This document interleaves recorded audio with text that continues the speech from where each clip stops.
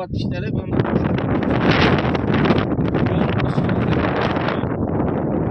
Bunda köçmez mülkümüz var. Köçmez mülkü işlep çıkarış etseniz buladı. Xalasanız da stalov etseniz buladı. Köçmez mülkümüz de hemen eldinde gazlar ötürdü. Gazlarımı da eldinde gazlar transformatör var. Transformatör var. Bir qator köçmez mülkümüzü tanıştırıp ötemiz. Köçmez mülkümüzü xalasanız da partiya variantı, xalasanız da kredit variantı, kreditten koyup pul alıp veremiz. Maşinlarınız olsa hesaplapan pula veremiz. Bir qator köçmez mülkümüzü tanıştırıp ötemiz.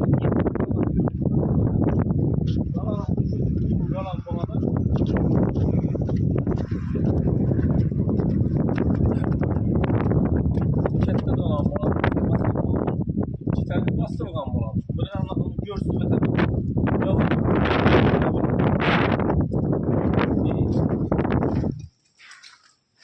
Şimdi kanala болады.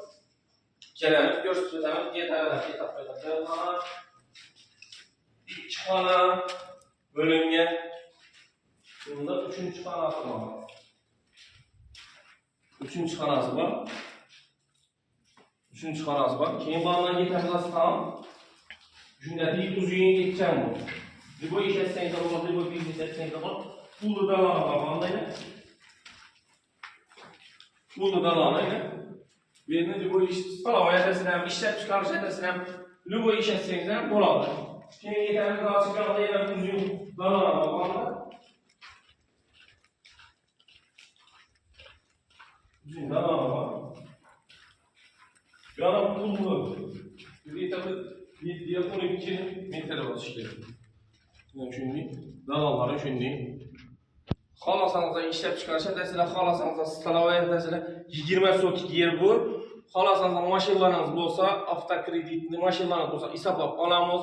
Xalasanızda bunu kreditə qoyub zalata qoyub pul çıxarıb alsanızda ham bo'ladi. Endi bağlanıcıdan görsüp ötəmiz sizlərə. Bağlanı. Bağlan ketdikən bağlanır. Bağlanı görsəmiz. Şimdi şu zaborun ahırı bu.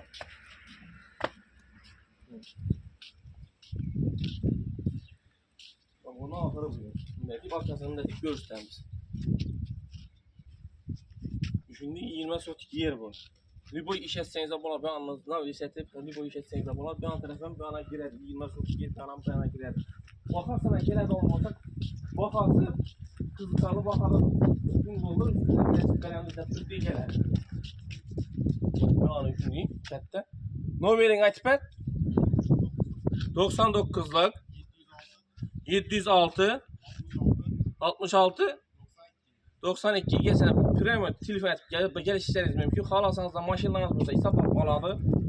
Bu variantda kreditdən koyup alsanız da buladı. Her bir variantlarımız bu. Telefonlarla aytıp ötdük.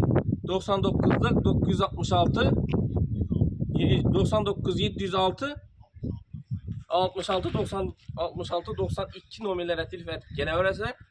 İtibarlarınız üçün rəhmət.